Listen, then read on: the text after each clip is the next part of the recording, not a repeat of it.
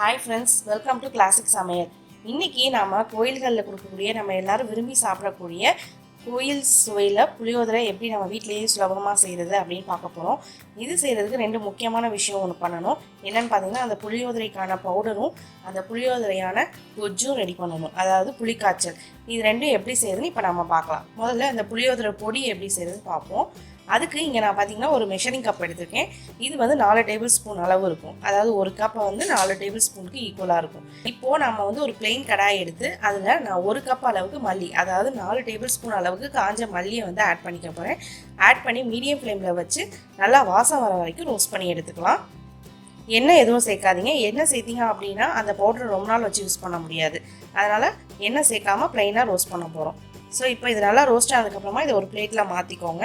அடுத்து பார்த்தீங்கன்னா கடலைப்பருப்பு அதே கப்பில் 1 கப் எடுத்துக்க போகிறேன். எடுத்து அதையும் நல்லா வந்து வாசம் வந்து கலர் சேஞ்ச் ஆகிற வரைக்கும் ரோஸ்ட் பண்ணிக்கோங்க. இது எல்லாமே ஒன்றா போட்டு ரோஸ்ட் பண்ணக்கூடாது. ஒன்றுக்கும் குக்கிங் டைம் டிஃபர் ஆகும். அதனால் நம்ம தனித்தனியாக ரோஸ்ட் பண்ணால் தான் உங்களுக்கு அந்த டேஸ்ட் வந்து நல்லாயிருக்கும். ஸோ இப்போ அந்த கடலைப்பருப்பு நல்லா ரோஸ்ட் ஆகி கலர் சேஞ்ச் ஆகிடுச்சு. அதையும் அந்த பிளேட்டுக்கு நான் மாற்றிக்கிறேன். அடுத்து பார்த்தீங்க அப்படின்னா அதே கப்பில் 3/4 கப் அளவுக்கு உளுத்தம்பருப்பு நான் ஆட் பண்ணிக்க போகிறேன். இதுக்கு நீங்கள் தோல் உள்ள உளுந்தும் சேர்த்துக்கலாம், அதாவது கருப்பு உளுந்தும் சேர்த்துக்கலாம். இந்த மாதிரி சுத்தம் பண்ணால் வெள்ளை உளுந்தும் சேர்த்துக்கலாம்.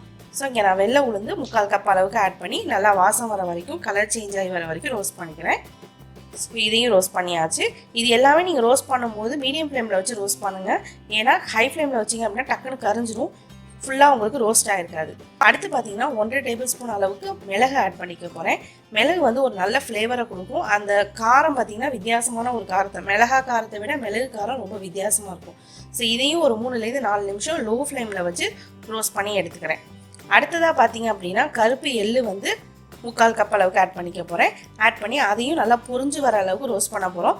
எள்ளு வறுக்கும்போது அடுப்பை நல்லா கம்ப்ளீட்டாக லோ ஃப்ளேமில் வச்சுக்கோங்க, இல்லைன்னா வந்து கருகிடும். எள்ளு நல்லா பொரிஞ்சு நல்லா வாசம் வரும். அந்த ஸ்டேஜில் எடுத்து நம்ம பிளேட்டில் மாற்றிக்கலாம். அடுத்ததாக பார்த்தீங்க அப்படின்னா வெந்தயம் இங்கே நான் வந்து 1 டேபிள் ஸ்பூன் ஆட் பண்ண போகிறேன். ரொம்ப வெந்தயம் ஆட் பண்ணிடாதீங்க. ஆட் பண்ணிங்க அப்படின்னா உங்களுக்கு அந்த கொஜ்ஜு வந்து கசக்கும். அதனால் வெந்தயம் 1 டேபிள் ஸ்பூன் போதும். இதுவும் நல்லா கலர் சேஞ்ச் ஆகி வர வரைக்கும் லோ ஃப்ளேமில் வச்சு வறுத்து எடுத்துக்கோங்க. இப்போ இது ஒன்று பார்த்தீங்கன்னா வித்தியாசமான டைமில் குக் ஆகுது பார்த்தீங்களா, அதனால தான் இது எல்லாத்தையும் ஒன்றா போட்டு வறுக்காமல் நம்ம தனித்தனியாக வறுத்து எடுத்துக்கிறோம். அடுத்ததாக ஒரு கை நிறைய நம்ம வரமிளகாய் ஆட் பண்ணிக்க போகிறோம். இங்கே நான் வந்து ஒரு 10 மிளகாய் கிட்ட ஆட் பண்ணியிருக்கேன். இதே 10 மிளகாயும் நல்லா கருகாமல் பார்த்து நிதானமாக லோ ஃப்ளேமில் வச்சு வறுத்து எடுத்து வச்சுக்கோங்க. நம்ம ஆல்ரெடி மிளகாய் ஆட் பண்ணியிருக்கிறதுனால உங்களுக்கு மிளகாய் வந்து கொஞ்சம் கம்மியாக ஆட் பண்ணாலே ஓகே தான். அடுத்ததாக பார்த்தீங்கன்னா வாசனைக்காக கருவேப்பிலை ஒரு கைப்பிடி அளவுக்கு ஆட் பண்ணி அதையும் நான் ட்ரை ரோஸ்ட் பண்ணி எடுத்து வச்சுக்கிறேன். ஸோ இப்போ இது எல்லாத்தையும் நம்ம ட்ரை ரோஸ்ட் பண்ணி சூப்பராக எடுத்து வச்சாச்சு. இப்போது இது எல்லாத்தையும் நல்லா ஆற வச்சுருங்க. இது கம்ப்ளீட்டாக ஆறுனதுக்கு அப்புறமா இது நம்ம ஒரு மிக்ஸி ஜாரில் மாற்றிட்டு அதோட 1 டீஸ்பூன் அளவுக்கு பெருங்காயத்தூள் ஆட் பண்ணிக்க போகிறேன். இப்போ இதை ஆட் பண்ணிவிட்டு நம்ம மிக்ஸியை வந்து பல்ஸ் மோடில் வச்சு ஒரு 4-5 தடவை விட்டு அடிச்சுட்டு அதுக்கப்புறமா ஓப்பன் பண்ணி கொஞ்சம் கூல் பண்ணிவிட்டு திருப்பி நல்லா ஃபைனான பவுடராக அடிச்சு எடுத்துக்குவோம். அப்போ தான் எந்த கட்டியும் இல்லாமல் நல்லா ஃபைன் பவுடராக உங்களுக்கு கிடைக்கும். ஒரே இதாக ஓட்டிட்டீங்க அப்படின்னா உங்களுக்கு வந்து சம்டைம்ஸ் வந்து அந்த மாய்ஸ்சர் ரிலீஸ் ஆகி கொஞ்சம் கட்டி பிடிச்ச மாதிரி ஆயிரும். அதனால் ஃபஸ்ட்டு ஒரு 5 டைம்ஸ் பல்ஸில் போட்டுட்டு அப்புறம் ஃபுல் கிரைண்ட் கொடுத்து நல்லா அரைச்சி எடுத்துக்கோங்க. இப்போது இதை அரைச்சதுக்கப்புறமா டக்குன்னு வந்து ஒரு பாக்ஸில் மாற்றிடாதீங்க. இதை கொஞ்சம் நேரம் ஆற வச்சுட்டு அதுக்கப்புறமா ஒரு ஏர்டைட் கண்டெய்னரில் போட்டு கிட்டத்தட்ட ஒரு 4லேருந்து 5 மாதம் வரைக்கும் நீங்கள் ரெஃப்ரிஜரேட் பண்ணி யூஸ் பண்ணலாம். ரெஃப்ரிஜரேட் பண்ணலை அப்படின்னா நீங்கள் ஒரு 2 மாதம் வரைக்கும் யூஸ் பண்ணலாம், எதுவுமே ஆகாது. அடுத்து பார்த்தீங்கன்னா புளிக்காய்ச்சல், அதாவது புளியோதரை கொஜ்ஜு வந்து எப்படி செய்ய போகிறோம்னு பார்க்க போகிறோம். இது செய்கிறதுக்கு நாம் வந்து முதல்ல வந்து ஒரு எலுமிச்சங்காய் அளவுக்கு புளியை எடுத்து ஒரு பவுலில் போட்டு ஊற வச்சுக்கலாம். இது கிட்டத்தட்ட ஒரு 20லேருந்து 25 நிமிஷம் நல்லா ஊறட்டும். இப்போ இது நல்லா ஊறினதுக்கப்புறமா இதை நல்லா வந்து கரைச்சி விட்டு அதுலேருந்து அந்த புளியை வந்து எக்ஸ்ட்ராக்ட் பண்ணி எடுத்துக்கலாம், அந்த புளி தண்ணியை. இது வந்து ஊர்லேருந்து சுத்தம் பண்ணி வந்த புளி, அதனால் இதை நான் டேரெக்டாக வந்து கரைச்சி எடுத்து யூஸ் பண்ண போகிறேன். உங்களுக்கு நீங்கள் கடைகளில் வாங்கினீங்க அப்படின்னா அதில் அந்த ஓடு கொட்டை இதெல்லாம் கலந்துருக்கும், அந்த நார் இதெல்லாம். ஸோ நீங்கள் கொஞ்சம் கரைச்சி விட்டுட்டு அதுக்கப்புறமா வடிகட்டி நீங்கள் யூஸ் பண்ணுங்கள். இப்போது நம்மளோட புளி தண்ணி ரெடியாக இருக்குது. இப்போது ஒரு கடாயில் நீங்கள் வந்து 2 டேபிள் ஸ்பூன் நல்லெண்ணெயும் 2 டேபிள் ஸ்பூன் கடலெண்ணையும் ஆட் பண்ணிக்கோங்க. இல்லை பியூர் நல்லெண்ணெய் கூட நீங்கள் ஆட் பண்ணிக்கலாம், பட் ரெண்டும் கலந்து ஆட் பண்ணிங்க, ஃப்ளேவர் நல்லாயிருக்கும். இப்போது இதில் நான் வந்து 2 டேபிள் ஸ்பூன் அளவுக்கு வேர்க்கடலையை முதல்ல போட்டு வறுத்து எடுத்துக்கிறேன்.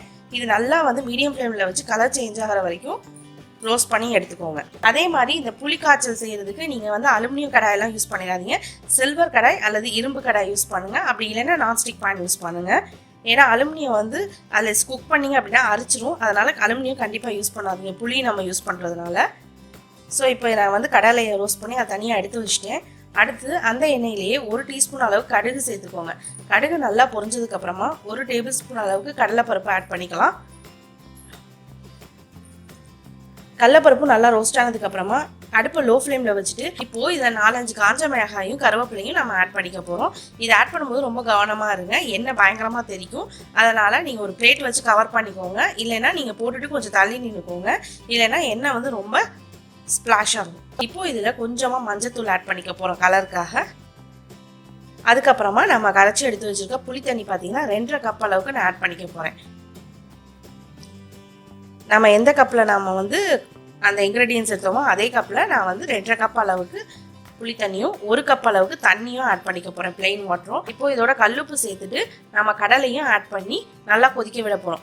ஏன் நான் கடலை வந்து ஃபஸ்ட்டே ரோஸ்ட் பண்ணேன் அப்படின்னா, நீங்கள் இதெல்லாம் அதாவது இந்த கடலைப்பருப்பு இதெல்லாம் போட்டுட்டு அப்புறம் கடலை போட்டு ரோஸ்ட் பண்ணிங்கன்னா கடலை ரோஸ்ட் ஆகிறதுக்குள்ளே நம்ம முதல்ல போட்ட கடலைப்பருப்புலாம் கரைஞ்சிரும். இப்போ பாருங்கள் நல்லா கொதிச்சு வந்துருச்சு. இப்போ நம்மளோட டேஸ்ட்டை பேலன்ஸ் பண்ணுறதுக்காக 1 டேபிள் ஸ்பூன் நாட்டு சக்கரை அல்லது வெல்லம் ஆட் பண்ணிக்கலாம். ஆட் பண்ணிவிட்டு 3 டேபிள் ஸ்பூன் அளவுக்கு நாம் ரெடி பண்ணி வச்சுருக்கேன் அந்த புளியோதரை பவுடரை ஆட் பண்ணிக்க போகிறோம். ஆட் பண்ணிவிட்டு உடனே அடுப்பை லோ ஃப்ளேமில் வச்சு நல்லா வந்து மிக்ஸ் பண்ணி விடுங்க, கட்டி பிடிக்காமல். இந்த ஸ்டேஜில் அடுப்பை ஹை ஃப்ளேமில் வச்சிடாதீங்க.